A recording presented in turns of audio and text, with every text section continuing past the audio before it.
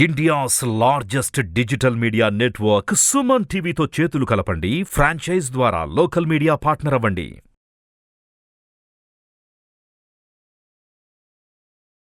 నమస్తే శ్రీ పద్మ గారు. నమస్తే అండి. కార్తీక మాసం అనగానే ఫస్ట్ అందరికీ గుర్తొచ్చేది వనభోజనాలు, దాంతోపాటు ఉసిరి దీపం.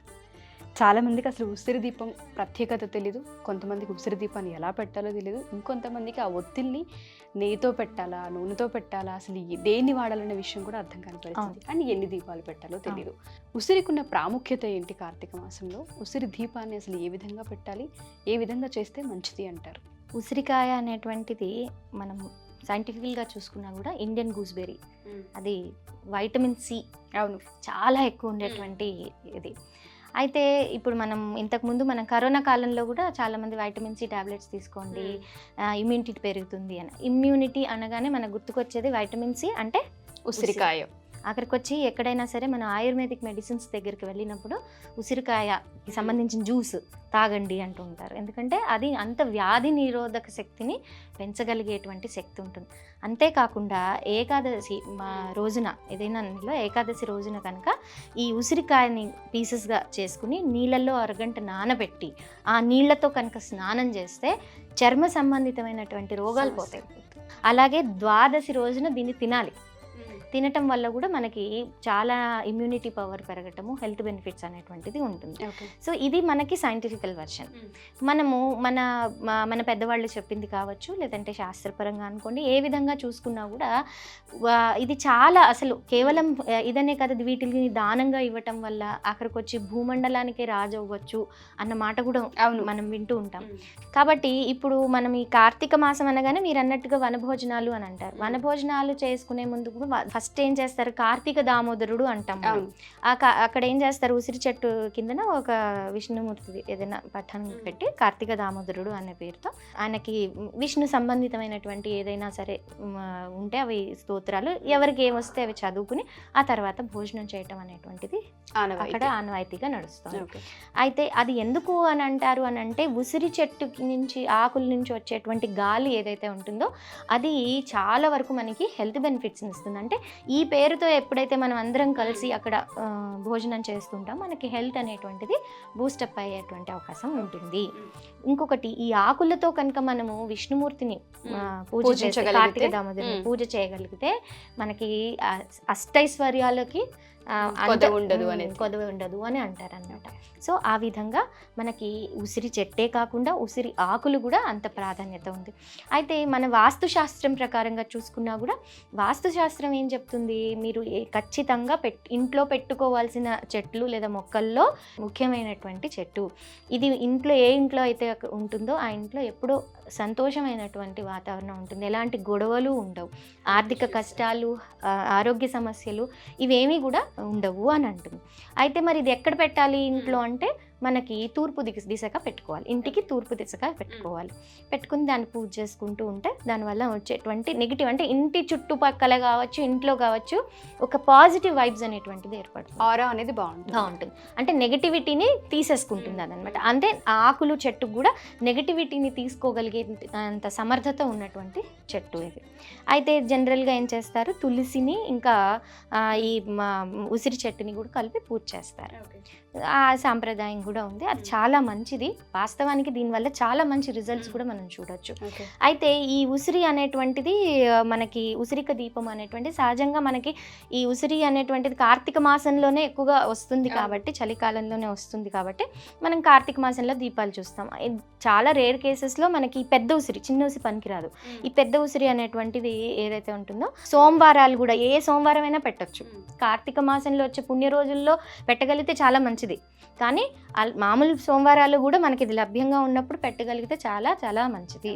అయితే ఈ ఉసిరి దీపాల్లో మామూలుగా మనం చేయాల్సింది ఏంటి అంటే, పెద్ద ఉసిరిని సెలెక్ట్ చేసుకోవాలి. ఎప్పుడు మార్కెట్ నుంచి తెచ్చాక డైరెక్ట్గా అలా తుడిచేసి అలా చేయకూడదు. శుభ్రంగా దీన్ని కడిగి తుడిచి ఎండబెట్టాలి. అంటే శుభ్రమైన బట్టలతో, అది కూడా స్నానం అది చేసి శుభ్రంగా, ఎందుకంటే దీపం ఏది వెలిగించినా శుభ్రత అనేటువంటిది చాలా అవసరము.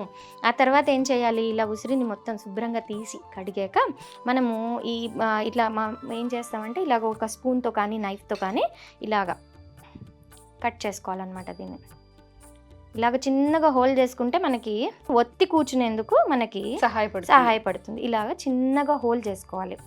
అయితే చాలామంది ఏం చేస్తారు, ఇలా హోల్ లేకుండా ఇలాగ డైరెక్ట్గా పెట్టేస్తారు దీని మీద.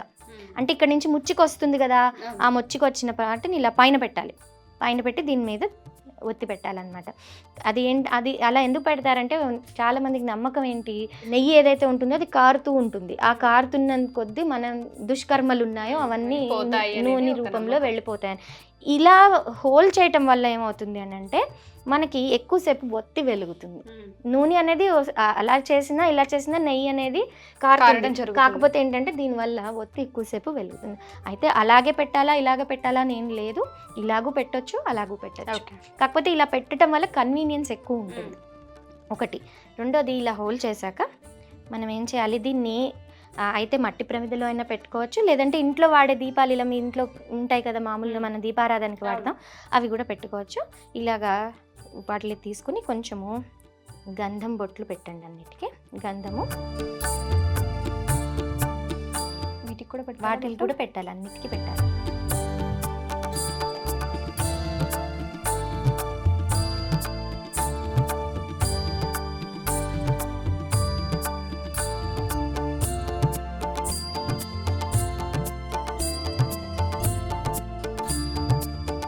దీని మీద చాలా మంది నామాలు అవి కూడా పెడుతూ ఉంటారు.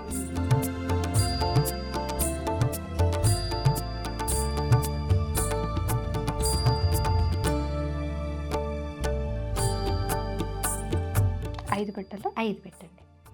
2 పెట్టొచ్చు, 5 పెట్టొచ్చు.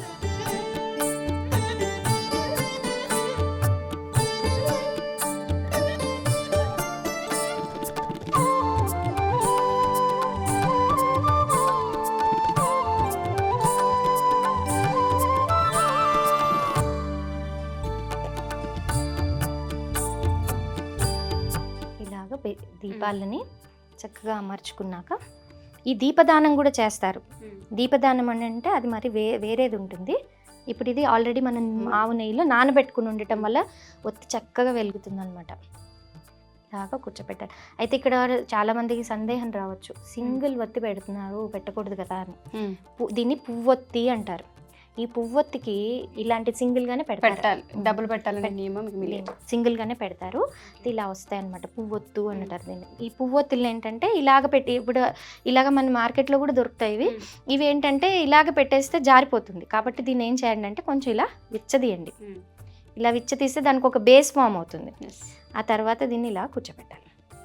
అది నూనెలో నానబెట్టుకోండి. అలా పెట్టుకున్నాక ఇప్పుడు చక్కగా దానికి మనం ఏకహారతితో మాత్రమే వెలిగించాలి. ఇంట్లో దీపం అయినా సరే ఏదైనా సరే ఏకహారతే వాడాలి.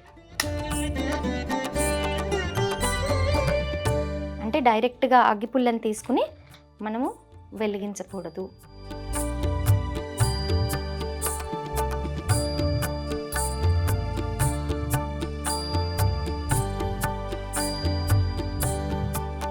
ఎప్పుడు కూడా సూర్యోదయం అయ్యే ముందు మా బ్రాహ్మీ ముహూర్త కాలంలో కావచ్చు, లేదంటే ప్రదోష కాలంలో కానీ ఈ దీపాలు అనేటువంటివి వెలిగించవచ్చు. ఇంట్లో కూడా చక్కగా తులసి కోట ముందు కూడా మనం వెలిగించుకోవచ్చు. తులసి కోట దగ్గర వెలిగించవచ్చు, గుళ్ళల్లో కూడా మనం వెలిగించవచ్చు. దీపదానం అని ఒకటి చేస్తాం. దీపదానం చేసేటప్పుడు అదేంటి అంటే బంగారం అంటే ఇప్పుడు అది అందుకోలేం కాబట్టి చాలా మంది ఏం చేస్తారు, వెండి దీపాలని ప్రమిదల్ని తీసుకుని వాటిల్లో ఒక బంగారపు తీగని, అంటే మన వెంట్రుకంత సన్నగా ఉన్న తీగని పెట్టి దాంతో మామూలు బొత్తులను వేసి వెలిగించి ఆ దీపాన్ని దానంగా ఇస్తారు, బ్రాహ్మణులకి దానంగా ఇస్తారు. అయితే ఇప్పుడు అంత స్తోమత లేదండి మాకు, బంగారం వెండి ఇవన్నీ కొనే స్తోమత లేదనుకునే వాళ్ళు ఇలాగ ఉసిరిక దీపాన్ని కూడా బ్రాహ్మణుడికి ఇవ్వచ్చు. దానివల్ల ఏంటంటే ఇంకా సకల సుఖాలు జీవితంలో మనకి దొరుకుతాయి. ముఖ్యంగా ఆరోగ్యమే మహాభాగ్యం కదా, కాబట్టి ఇవన్నీ దొరుకుతాయి అనేటువంటిది ఒక నమ్మకం. దీన్ని మనం చక్కగా ఇలాగా దేవుడి దగ్గర పెట్టుకున్నాక ఇలా ఫ్లవర్స్తో కూడా అలంకరించుకోవచ్చు. అసలు దీపం వెలుగుతుంటేనే ఎంతో చక్కగా అందంగా అనిపిస్తుంది. అయితే ఎప్పుడు కూడా దీనికి ఆవు నెయ్యి అనేటువంటిది వాడాలి. శుద్ధమైన దేశీ ఆవు నెయ్యి వాడటం వల్ల ఒకటి మంచిది. Thank you so much ma'am. ఉసిరి దీపం వింటూ ఉంటాం కానీ వెలిగించడం ఈ విధంగా చేయాలన్న ప్రాసెస్ చాలా మందికి తెలియదు. ఫస్ట్ ఆఫ్ ఆల్ లైవ్లో చేసి చూపించారు ఏ విధంగా పెట్టుకుంటే మంచిది అనేది, అండ్ ఏ విధంగా దానం చేస్తే మంచిది అని కూడా చెప్పారు. థ్యాంక్ యూ అండి, థ్యాంక్ యూ సో మచ్.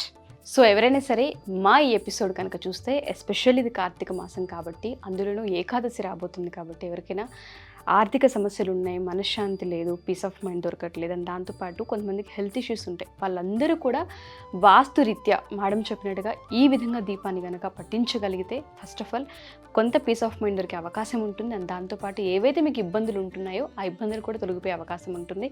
అది కాకుండా ఎవరైనా సరే మేడంని కలవాలి అనుకున్నా, అపాయింట్మెంట్ తీసుకోవాలి అనుకున్నా, కింద స్క్రోల్ అవుతున్న కాంటాక్ట్ నెంబర్ని కాంటాక్ట్ చేస్తే పూర్తి వివరాలు మీకు అందిస్తాము. Thank you.